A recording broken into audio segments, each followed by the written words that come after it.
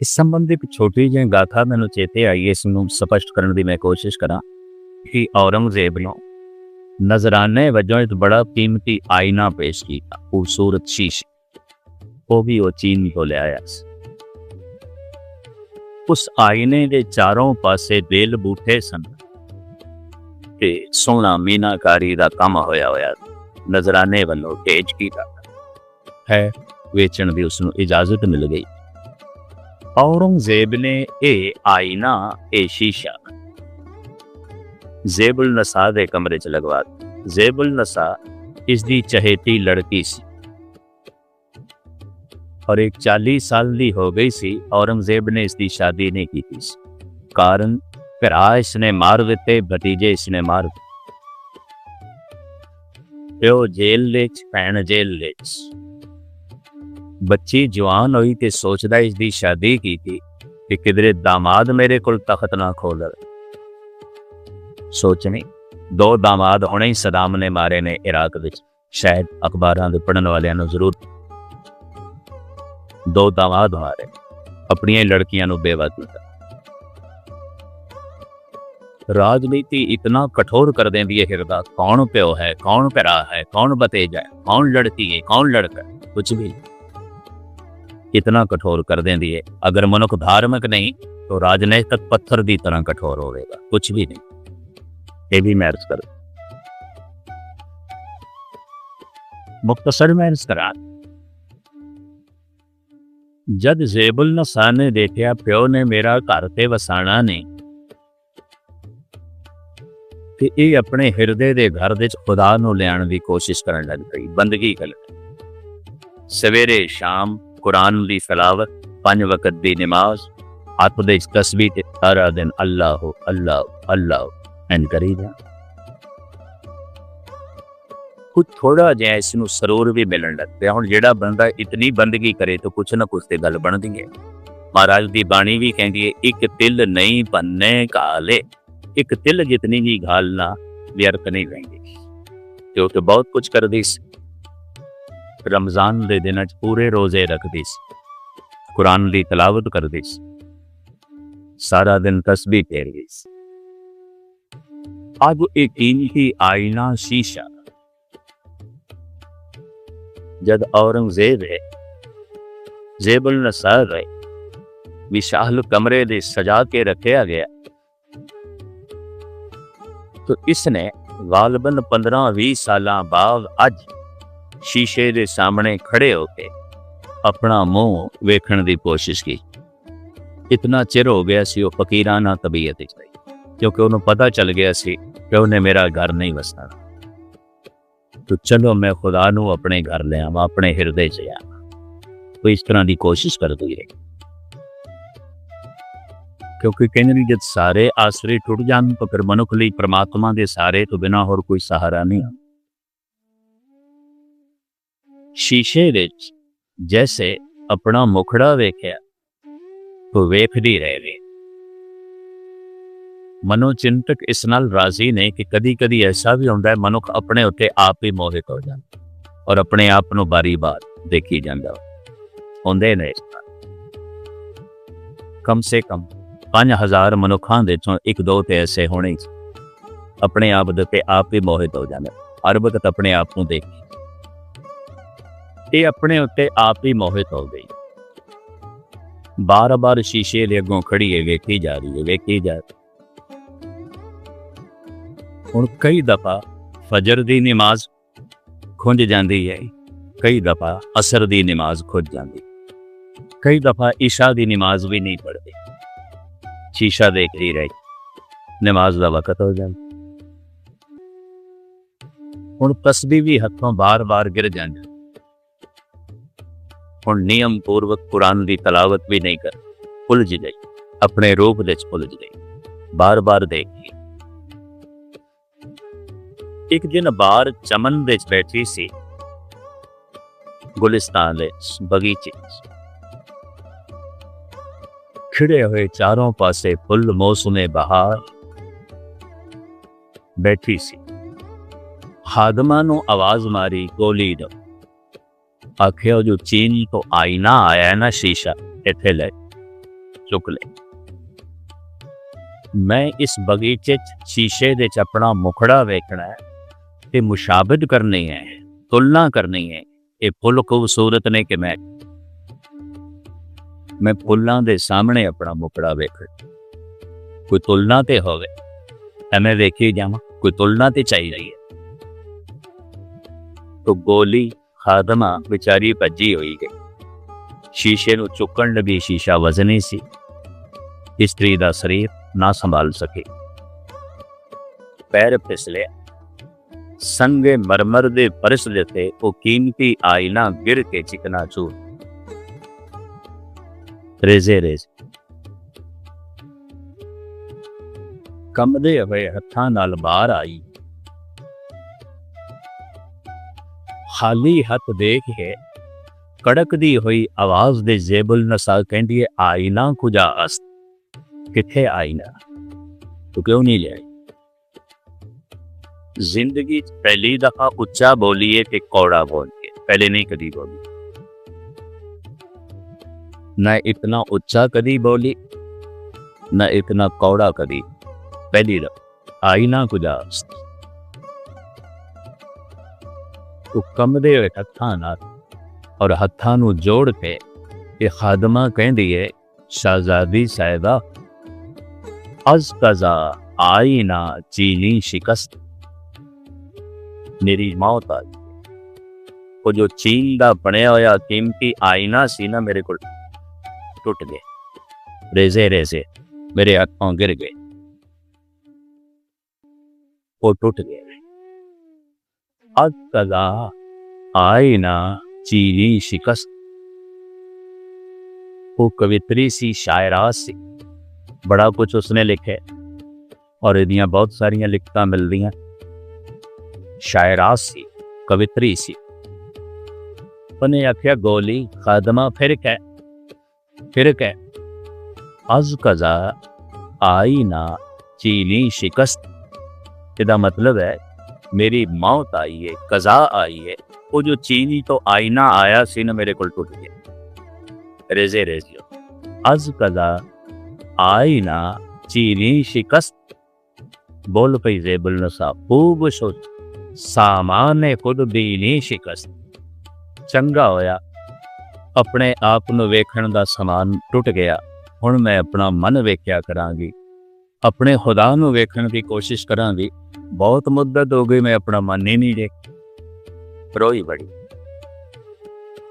गोली दा धन्नवाद कीता, कहन लगी ये आईना मेरे को नहीं टुटना, मेरी ममता हो गई, चंगा है तू तोड़।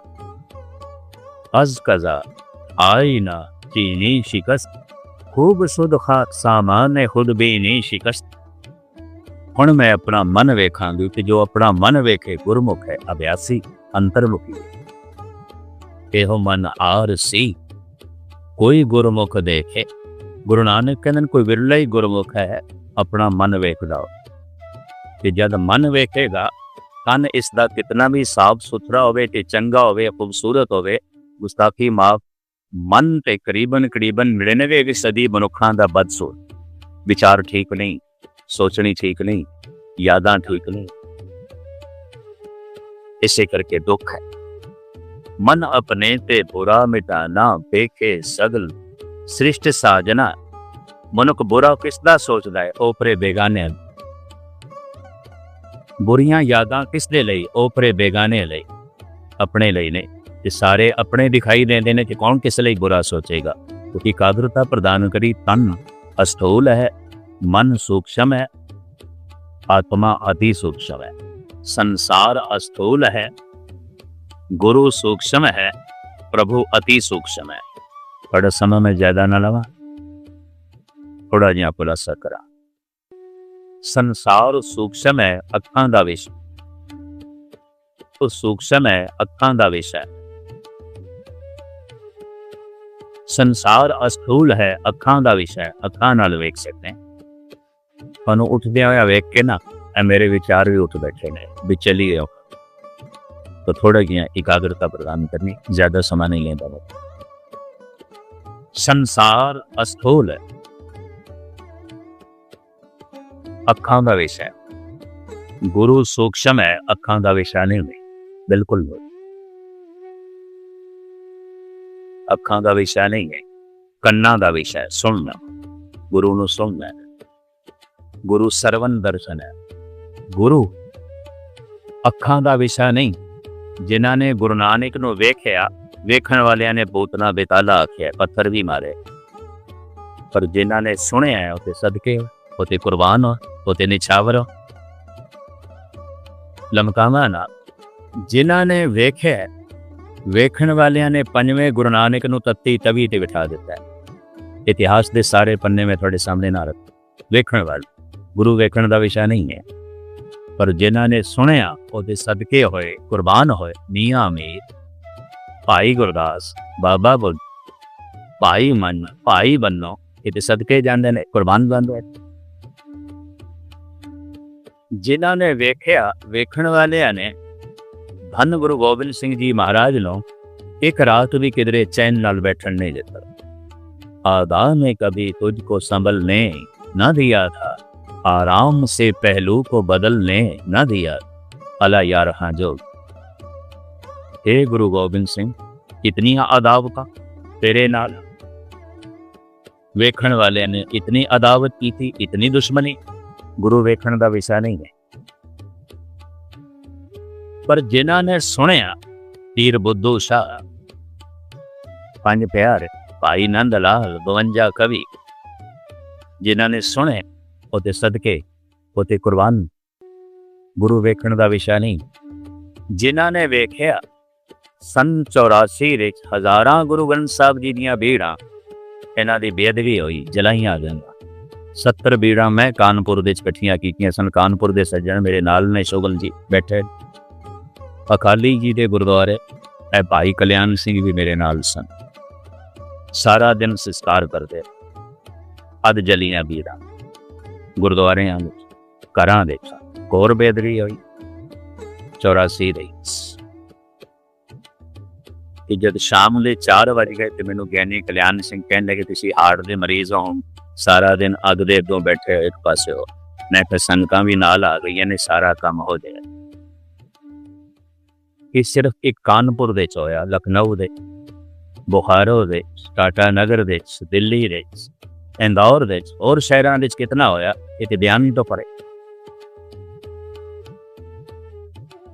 जिन्हां ने वेख्या, उन्होंने घोर बेअदबी की थी गुरु ग्रंथ साहब दी, पर जिन्हां ने सुनिया उते सदके जांदे, कुर्बान जांदे ने। गुरु वेखण का विषय नहीं है, गुरु सुनन का विषय, सरवन दर्शन है। परमात्मा अनुभव करने का विषय, ना वेखण का विषय, ना सुनन का विषय। ये भी मैच करते हैं। अखी बाजों वेखना बिन कन्ना सुनना, पैरां बाजों चलना बिन हथां करना, जीदे बाजों बोलना यूं जीवत मरना, नानक हुक्म पछाड़ी है तो खसमे मिलना। मैरस करें, गुरबाणी जितनी बारीक है तो ईश्वर दे जितने बारीक सिद्धांत साडे सामने रख रही है, ये अजे सिख जगत ने नहीं समझे, ना खुद समझे ने, ना जगत नूं समझा सके। इस वास्ते पखंड पंजाब विच भी पैदा हो गया, किधरे निरंकारियां दे रूप विच, किधरे राधा स्वामियां दे रूप विच। ज्ञान दा सागर कोल मौजूद होवे ते फिर इस प्रांत विच पखंड पैदा होवे, इस गल दा सबूत है सिख ने गुरबाणी समझी नहीं। डॉक्टर मोहम्मद इकबाल बांगे दराज विच 2 महापुरुषां दा जिक्र करदा है, कहंदा है दुनिया इन्हां दोहां नूं नहीं समझ सकी। क्यों? इन्हां दोहां दी गल बड़ी बारीक सी। किहड़े दो? एक महात्मा बुद्ध, एक गुरु नानक। दोहां बारे एक कहंदा है, क्षमा गौतम जल रही है महफिले अगियार में। गौतम दा दीवा जलिया झूठियां दी महफिल विच, अगियारां मकारां दी महफिल, उसदी रोशनी तो लाभ नहीं लिया।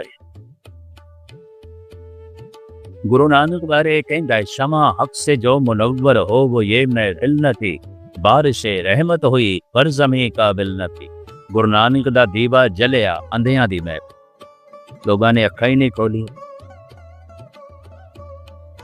भावें बहुत दीवे जलाए, 9 खंड पृथ्वी च गुरु नानक ने ज्ञान दे दीपक जलाए, किसी ने अख ही नहीं खोली। ते जद अख ही नहीं खोली तो अंधेरा ते रहे।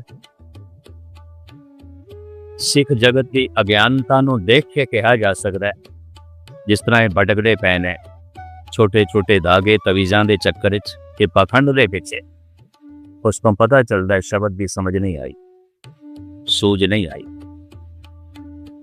ਸੰਸਾਰ ਪਦਾਰਥ ਹੈ, ਗੁਰੂ ਸ਼ਬਦ ਹੈ, ਪਰਮਾਤਮਾ ਪਰਮ ਚੇਤਨ ਹੈ।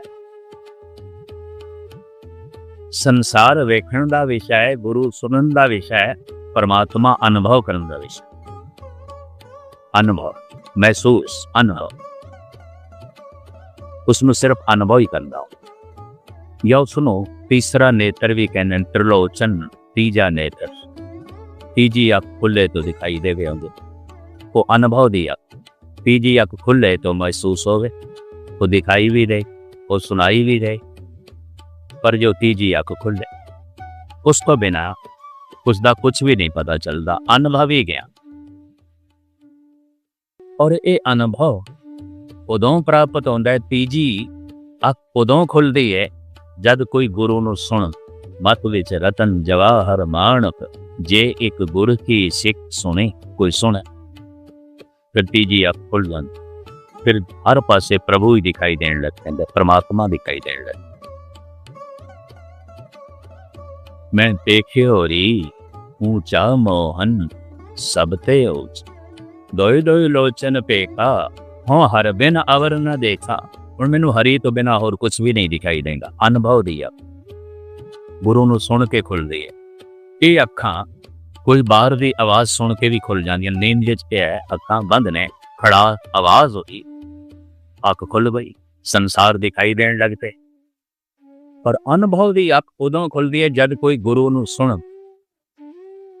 ਤੇ ਗੁਰੂ ਸੁਣਨ ਦਾ ਵਿਸ਼ਾ ਹੈ। ਔਰ ਜੋ ਸੁਣਨ ਦਾ ਵਿਸ਼ਾ ਹੈ ਤਾਂ ਫਿਰ ਉਹ ਸ਼ਬਦ ਹੈ, ਸਰੀਰ ਨਹੀਂ। 5-7 ਮਿੰਟ ਮੈਂ ਆਪ ਜੀ ਦੇ ਹੋਰ ਲਵਾਂ ਤਾਂ ਕਿ ਗੱਲ ਤੁਹਾਡੀ ਪਕੜ ਦੇ ਚ ਆ ਜਾਵੇ। ਵੈਸੇ ਮੈਨੂੰ ਆਪ ਕੀ ਖੁਸ਼ੀ ਹੋਈ, ਇਹ ਨਿਰਮਲੇ ਮਾਤਾ ਗੁਰੂ ਗ੍ਰੰਥ ਸਾਹਿਬ ਜੀ ਮਹਾਰਾਜ ਦਾ ਗੁਰਗੱਦੀ ਨਸ਼ੀਨੀ ਪੁਰਬ ਮਨਾ ਰਹੇ ਹੈ, ਤੇ ਮੇਰਾ ਬਚਪਨਾ ਇੱਕ ਨਿਰਮਲੇ ਮਹਾਪੁਰਸ਼ਾਂ ਦੇ ਨਾਲ ਬਤੀਤ ਹੋਇਆ। ਬਾਬਾ ਬਲਵੰਤ ਸਿੰਘ ਜੀ ਨਿਰਮਲੇ, ਗੁਰਬਾਣੀ ਗ੍ਰਾਮਰ ਮੈਂ ਥੋੜੀ ਬਹੁਤ ਉਹਨਾਂ ਕੋਲ ਪੜ੍ਹੀ ਸੀ, ਗੁਰਬਾਣੀ ਗਿਆ ਕਰ। ਗੁਰੂ ਗ੍ਰੰਥ ਸਾਹਿਬ ਦੇ ਉਹ ਮਹਾਨ ਉਪਾਸ਼ਕ ਔਰ ਕਹਿੰਦੇ ਸਨ, ਇਹ ਮੇਰੇ ਇਸ਼ਟ ਦੇਵ ਹੈ। ਜਿਸ ਦਿਨ ਕਿਧਰੇ ਬੈਠਣਾ ਨਸੀਬ ਨਾ ਹੋਵੇ ਗੁਰਦੁਆਰਾ, ਕਿਸੇ ਦਿਨ ਸਫ਼ਰ 'ਚ ਰਹਿ ਗਿਆ, ਤਾਂ ਕਹਿ ਜਾਂਦੇ ਸਨ, ਅੱਜ ਇਸ਼ਟ ਦੇ ਦਰਸ਼ਨ ਨਹੀਂ, ਅੱਜ ਇਸ਼ਟ ਕੋਲ ਨਹੀਂ ਬੈਠ। ਔਰ ਮੈਨੂੰ ਕਹਿੰਦੇ ਹੁੰਦੇ ਸਨ, ਮਸਕੀਨ ਜਿਵੇਂ ਪੁੱਤਰਾਂ ਕੋਲ ਬੈਠੀਦਾ ਹੈ, ਮਿੱਤਰਾਂ ਕੋਲ ਬੈਠੀਦਾ ਹੈ, ਮਾਂ ਬਾਪ ਕੋਲ ਬੈਠੀਦਾ ਹੈ, ਗ੍ਰਸਤੀ ਪਤਨੀ ਕੋਲ ਬੈਠਦਾ ਹੈ, ਪਤਨੀ ਪਤੀ ਕੋਲ ਬੈਠਦੀ ਹੈ, ਉਸਦਾ ਆਪਣਾ ਆਪਣਾ ਅਸਰ ਹੈ ਮਨ ਦੇ ਉੱਤੇ। ਇਸ ਤਰ੍ਹਾਂ ਗੁਰੂ ਕੋਲ ਬੈਠਣਾ ਹੀ ਚਾਹੀਦਾ, ਉਸ ਬੈਠਣ ਦਾ ਆਪਣਾ ਪ੍ਰਭਾਵ ਹੈ।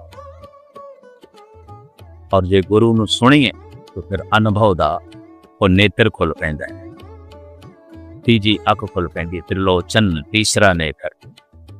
ਇਹਨਾਂ ਦੋ ਅੱਖਾਂ ਦੇ ਵਿਚਕਾਰ ਸੁਣ ਕੇ ਹੀ ਖੁੱਲਦਾ ਹੈ, ਗੁਰੂ ਨੂੰ ਸੁਣ ਕੇ ਖੁੱਲਦਾ ਹੈ। ਔਰ ਜੈਸੇ ਖੁੱਲਦਾ ਹੈ ਤਾਂ ਪ੍ਰਭੂ ਦਿਖਾਈ ਦੇਣ ਲੱਗ। ਪਰਮਾਤਮਾ ਤੇ ਗੁਰੂ ਵਿਅਕਤੀ ਨਹੀਂ ਹੈ, ਸ਼ਕਤੀ ਨੇ। ਗੁਰੂ ਸ਼ਕਤੀ ਦੇ ਰੂਪ ਦੇ ਸ਼ਬਦ ਹੈ, ਪਰਮਾਤਮਾ ਸ਼ਕਤੀ ਦੇ ਰੂਪ ਵਿੱਚ ਪ੍ਰਕਾਸ਼। ਇਹ ਦੋਵੇਂ ਵਿਅਕਤੀ ਨਹੀਂ ਨੇ। ਵਿਅਕਤੀ ਵਿਅਕਤੀ ਨਾਲ ਜੋੜ ਸਕਦਾ ਹੈ, ਵਿਅਕਤੀ ਸ਼ਕਤੀ ਨਾਲ ਨਹੀਂ ਜੋੜ ਸਕਦਾ। ਸ਼ਕਤੀ ਨੇ ਹੀ ਸ਼ਕਤੀ ਨਾਲ ਜੋੜਨਾ। ਹੁਣ ਮੈਂ ਅਰਜ਼ ਕਰਾਂ, ਅਗਰ ਪਰਮਾਤਮਾ ਨੂੰ ਤੁਸੀਂ ਵਿਅਕਤੀ ਮੰਨ ਲਓ ਤਾਂ ਫਿਰ ਉਸਦਾ ਜਨਮ ਵੀ ਮੰਨਣਾ ਪਏ, ਤੇ ਜਿਸ ਦਾ ਜਨਮ ਮੰਨੀਏ ਉਸਦਾ ਮਰਨ ਵੀ ਮੰਨਣਾ ਪਏਗਾ, ਉਹਦੀ ਮੌਤ ਵੀ। ਕਲਗੀਧਰ ਪਿਤਾ ਕਹਿੰਦੇ ਨੇ, ਆ ਜਨਮ ਹੈ, ਆ ਮਰਨ ਹੈ, ਤੇਰਾ ਕੋਈ ਜਨਮ, ਤੇਰੀ ਕੋਈ ਮੌਤ ਹੋਈ। ਅਗਰ ਉਸਨੂੰ ਵਿਅਕਤੀ ਮੰਨ ਲਈਏ ਤਾਂ ਉਸਦੇ ਮਾਂ ਬਾਪ ਵੀ ਮੰਨਣੇ ਪੈਣਗੇ, ਕਿਉਂਕਿ ਵਿਅਕਤੀ आखिर व्यक्ति बाई बर्फ ही आएगा, जन्म तो ही आएगा, माँ बाप तो ही आएगा, हो तो कोई कारण है। तो साहब कहने ना धात है, ना मात है, ना जात है, ना पात है, कोई माँ बाप नहीं है, कोई जात पात उसकी नहीं, वो व्यक्ति नहीं है। इस वास्ते अकाए आ जाए, उसकी कोई काया नहीं, आ जाए उसनू जन्म देने वाला कोई भी नहीं। अकृता कृत है, अमृता मृत है। वो अकृत है, किसी की बनावट नहीं है, इस वास्ते कोई उसनों मिटा नहीं सकता। थापे ना जाए पीता ना होए, आपे आ निरंजन। अगर उसनों व्यक्ति मनो तो मैं अर्ज करा, व्यक्ति एक समय एक ही थां ते, सारी थावां ते नहीं है। जैसे तुसी इत्थे बैठे हो अपने घर दे च नहीं हो, व्यक्ति एक समय एक ही थां ते हो सकता है, सारी थावां ते नहीं। ते जे परमात्मा भी व्यक्ति है तो किधरे कैलाश पर्वत ते बैठा होगा, इत्थे ते नहीं, किधरे पाताल दे च होवेगा या जन्नत दे च होवेगा, इस्लाम दे मुताबिक 7वें आसमान ते होवेगा, कम से कम इत्थे ते नहीं। अगर वो व्यक्ति नहीं है, इस वास्ते वो सारी थावां तो तू सबनी थाई जिथे हो जाई, साचा सिरजनहार जी। मैं अर्ज करा, असी परमात्मा तो बाहर नहीं जा सकते, असी परमात्मा नू गवा नहीं सकते, असी परमात्मा नू बोल सकते। जैसे एक उदाहरण मैं दिया, एक मछली सागर दे समुंदर दे कई दफा अपने वतन तो बहुत दूर चली जाती है और अक्सर चली जाती है। एक मछली अपने परिवार तो बहुत दूर जा सकती है और अक्सर चली जाती, हजारों मील दूर चली जाती। एक मछली अपने परिवार बहुत दूर जा सकती है और अक्सर चली जाती है, पर लख भी कोशिश करे मछली सागर तो दूर नहीं जा सकती। जिथे जाएगी समुंदर, सागर ते दूर चली गई है, अपने वतन दूर चली गई है, इलाके दूर चली गई है, परिवार को। सागर तो दूर नहीं गई। मनुष्य अपने घर तो दूर जा सकता है, अपने परिवार तो दूर जा सकता है, अपने वतन तो दूर जा सकता है, अपने जन्म स्थल तो दूर जा सकता है, अपने परिवार तो दूर जा सकता है। लख भी कोशिश करे मनुष्य, निरंकार तो दूर नहीं जा सकता। जिथे जाएगा निरंकार ते, तो सबने आई जिथे हो जाई, साचा सिरजनहार जी हो। जो व्यापक है वो व्यक्ति नहीं है, शक्ति है। हुण मैं अर्ज करा, जो सदा संग नहीं है वो परमात्मा नहीं है। सदा अंग संगे अभंगन विभूते, और जो सदा संग नहीं हो गुरु भी नहीं है। ये दूजी गल मैं कहते, गुरु मेरे संग सदा है ना, शब्द दे रूप विच गुरु सदा संग है, प्रकाश दे रूप विच, शक्ति दे रूप विच परमात्मा सदा संग। कोई गुरु नू सुने ते परमात्मा नू वेखण दे समर्थ हो जाता। बस इतनी गल।